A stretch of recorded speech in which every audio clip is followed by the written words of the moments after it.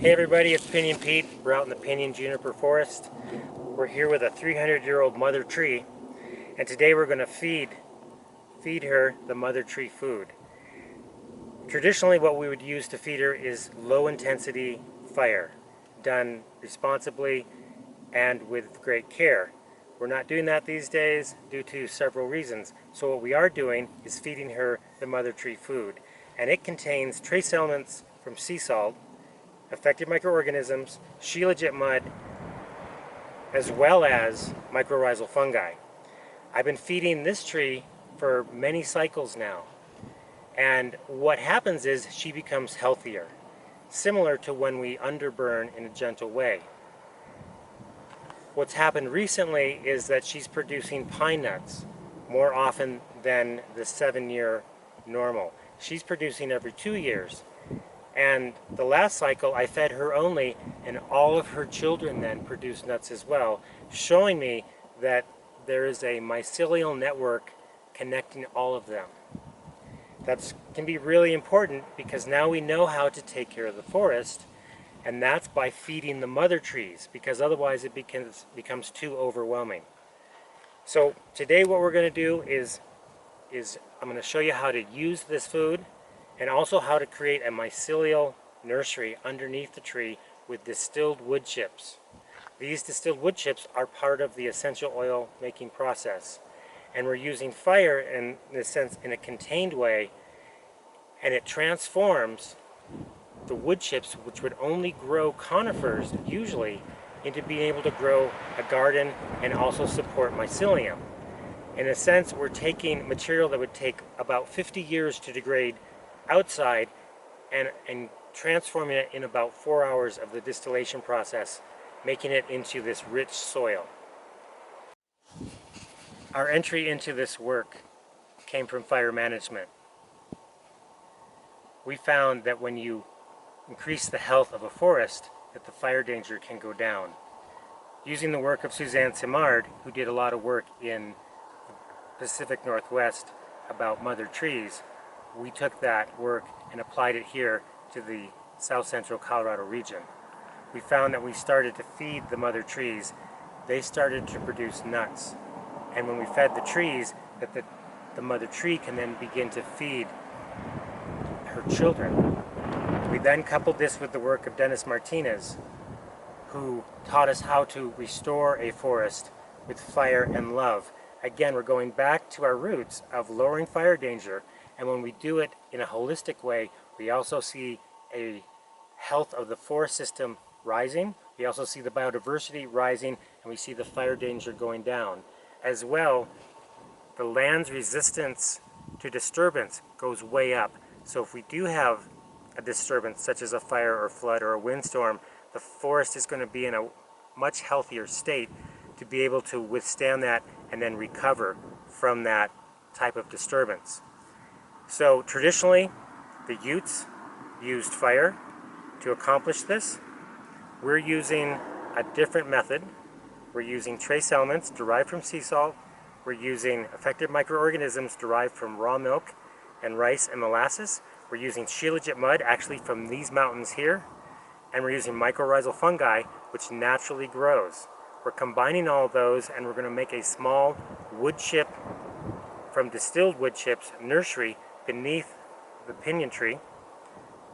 Then we're going to apply the mother tree food into 5 gallons of water and distribute it all around the tree, making sure that we put that into the mycelial nursery. What's happened in the past is we might go from just a small amount of mycelium into it covering the whole needle cast area. Then what we look for is the health of the tree increasing. And over time, we have seen this. We have also seen biodiversity, specifically native plants, come back on their own, as if the mycelium that is being increased is supporting the occurrence of these native species. In the past, we have used fire to do this, and now we're using what we call the cold fire or the cold wisdom fire, so that we can increase the health of our system. So I want to talk about the ingredients within the mother tree food. there seems to be a way that trees take up the nutrients, and we can provide them. So if we were going to burn, often when we burn, there's this white ash. That white ash lasts about a couple days at max. That is like the trace elements of the tree that's already been produced by a plant. And when we burn it, it becomes more available. To help the tree uptake that, we put in the effective microorganisms, that good bacteria that helps the tree be able to receive it. And then we put in the shilajit mud, which is the fulvic and humic acids, which allows that uptake to come in. We're basically making it easier for the tree to be healthier. When it's healthier, it is more hydrated. When it's more hydrated, and she's a mother tree, and she's full of the nutrients, she can then share it with the surrounding forests. So imagine feeding, first finding the mother trees, then feeding them. They can then begin to feed the rest of the forest. I think we're going to find that's really important, and that's what Suzanne Simard found when the bears would eat their salmon. Underneath, they wouldn't eat all of the salmon under the big mother trees, and that ended up feeding those mother trees, and then the mother trees could then feed the rest of the forest, whether it's the same species or different. So we're underneath the mother tree, and this mother tree, she's a pinyon pine, Pinus edulis. She's about 300 years old. She's got several fire scars on her.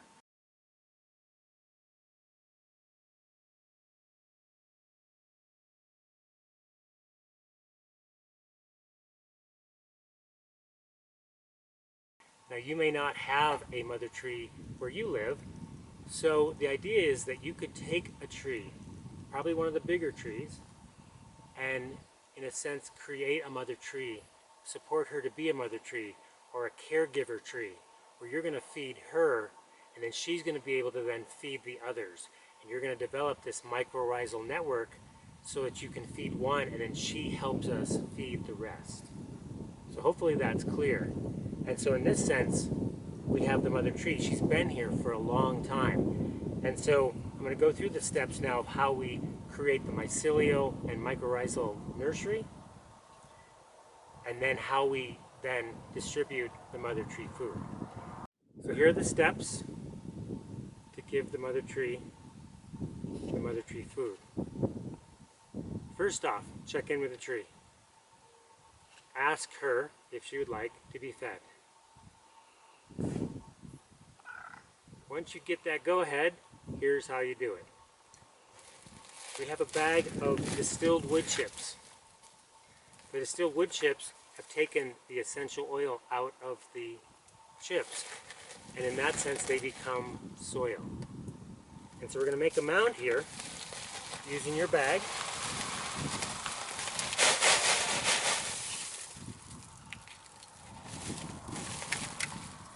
You make it into a nice mound, and I'm choosing the northeast side of the tree, about midway between the trunk and the canopy.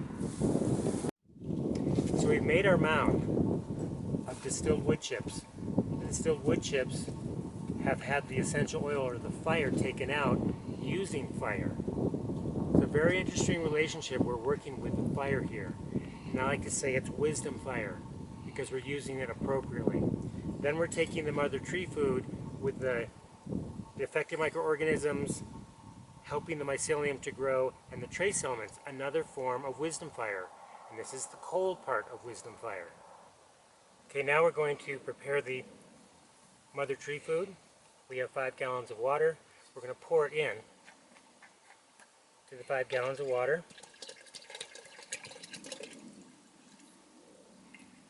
And then use a stick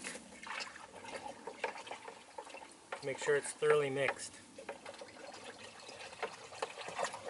And this is the time to put your aspirations, your prayers, your good thoughts into this mixture.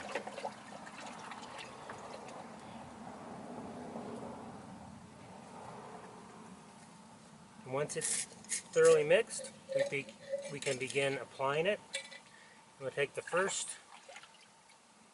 dose and put it into the mycelial nursery here. And then we begin radiating from the base of the tree through the mycelial nursery and out to the canopy. And we're going to do this basically to all the directions.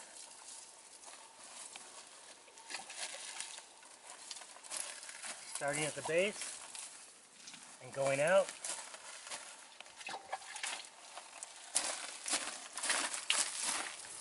And then fill in between.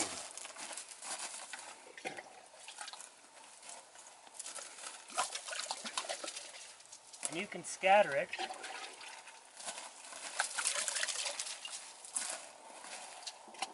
as best you can. And if you wanted to, you could put it in a sprayer. I found it to be effective to do just how I'm doing.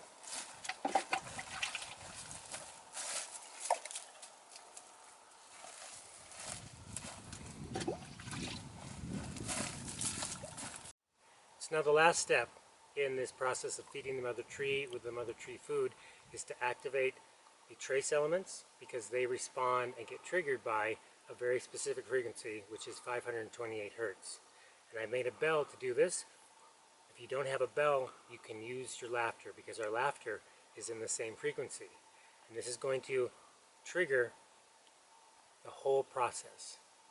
You notice I've taken off my shoes, because I want to be able to feel as I'm toning this in with the 528 hertz bell. So here we go.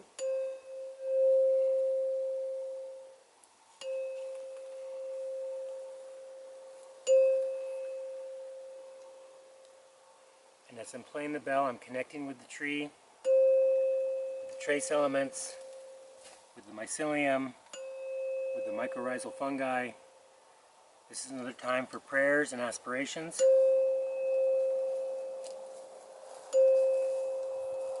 Connecting with the earth and the sky, as well as with the space that connects all of us.